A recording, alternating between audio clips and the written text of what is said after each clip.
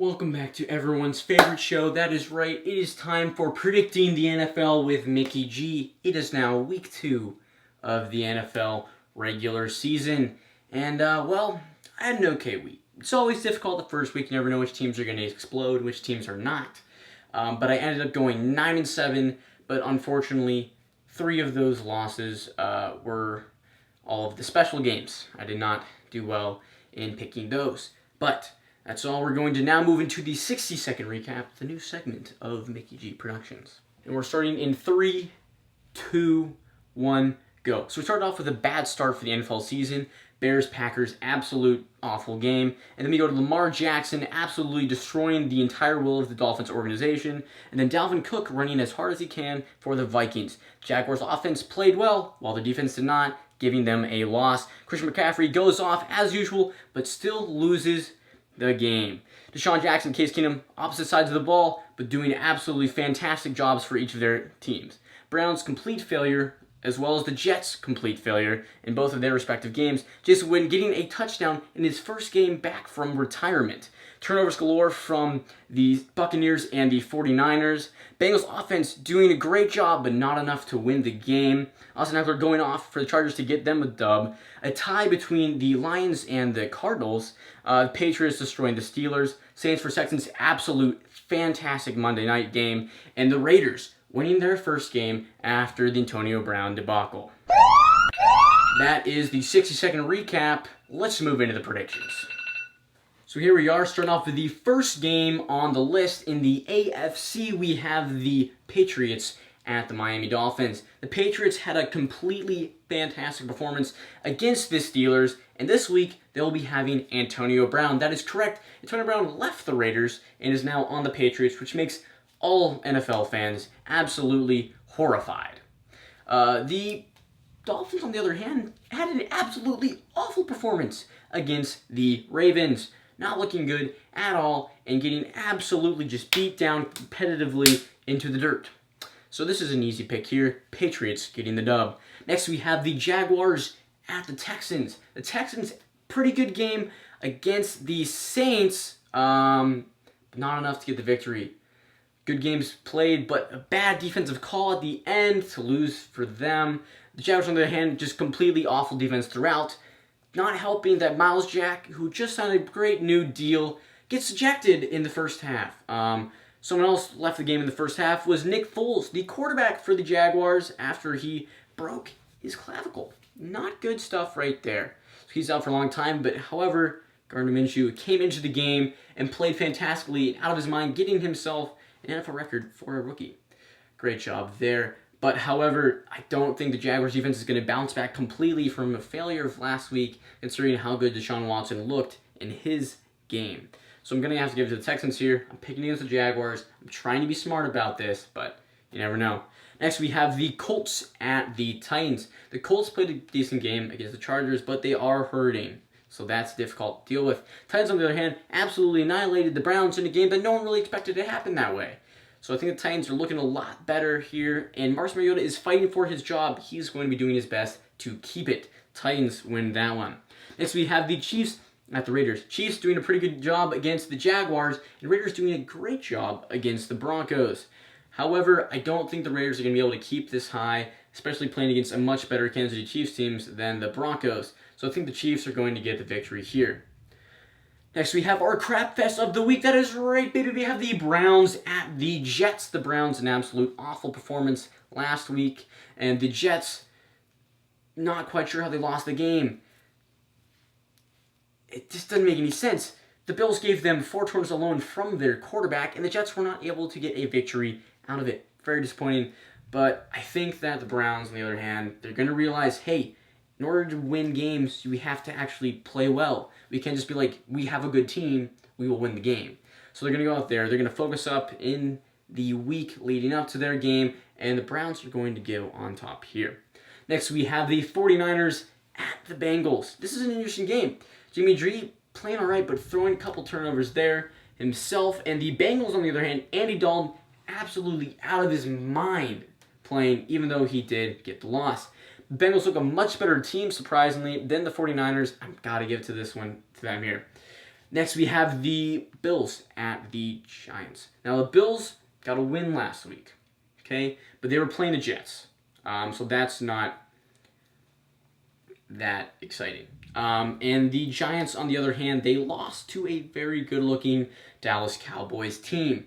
Giants, however, they do have Saquon, and I feel like since they're at home, they're going to be able to focus up more here. I'm going to go with the Giants beating the Bills in this one.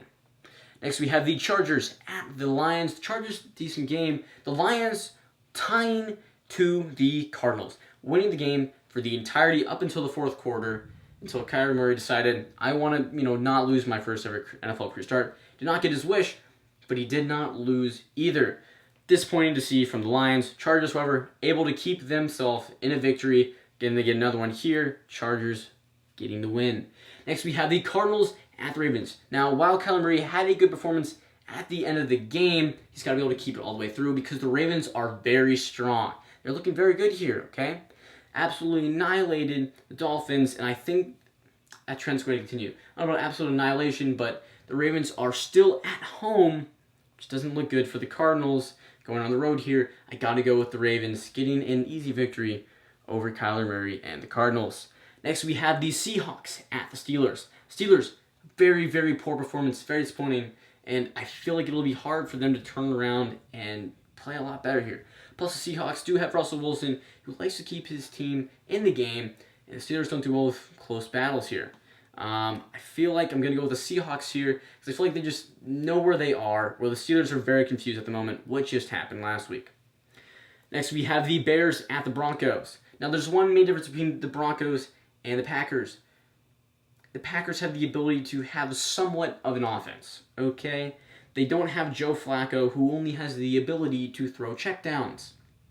Not a good thing when you're playing a very strong defense in Chicago. Chicago, lacking the offensive side of the ball, but the Broncos' defense isn't that strong. They've had some difficulties, and they played awfully against the Raiders. So I think I'm going to go with the Bears here getting a victory. Next, we have the Buccaneers at the Panthers. The Buccaneers decided we're just going to hand the game over after being in the lead for a little bit there. Throwing multiple interceptions from Jameis Winston, as well as a couple fumbles there too. Panthers, on the other hand, they have Christian McCaffrey. He is enough, I feel, to beat the Buccaneers, and they are going to. The Panthers get the victory there. Next, we have the Minnesota Vikings at the Green Bay Packers. Minnesota playing an absolutely fantastic game against the Falcons. Kirk Cousins got a dub, but not really because of him. It was because he had the ability to hand off the ball to Dalvin Cook, who would just run for a touchdown. It's kind of easy. However, the Packers weren't able to get an offense going against the Bears. Now, the Falcons are considerably a worse defense than the Bears, but it still shows it's hard to stop an offense from 1 week to just completely shut down the next. The same as going from nothing to something. So I'm going to go with the Vikings here on the road, getting the victory at Lambeau Field. Next, we have our upset of the week, the Cowboys at the Redskins. I know, right? Upset. So the Redskins, Case Keenum, very proud of his performance. Did a great job. Offense, passed the ball. Did a great job for me in fantasy on the bench. But they are losing Darius Geis, who sustained an injury in the game against the Eagles. However, that means Adrian Peterson is going to be getting the start this week, which isn't that bad of a change. If Adrian Peterson can continue what he did for a lot of last year, it'll be an okay thing for them. They also have Chris Thompson in the backfield if they need to give a little check down out to the side and make him run. And the Cowboys, on the other hand, they're riding very, very high, but now they're on the road. In Dallas, they had a lot going for them. They got Zeke back. They're all happy, big, happy family. I think they're going to be surprised at what the Redskins can actually do. So I'm going to go with the Redskins here with the upset. Next is the game of the week, the Saints at the Rams. This is a very, very exciting game because this is the game that caused all the controversy that led to the now ability to challenge pass interference. That is correct.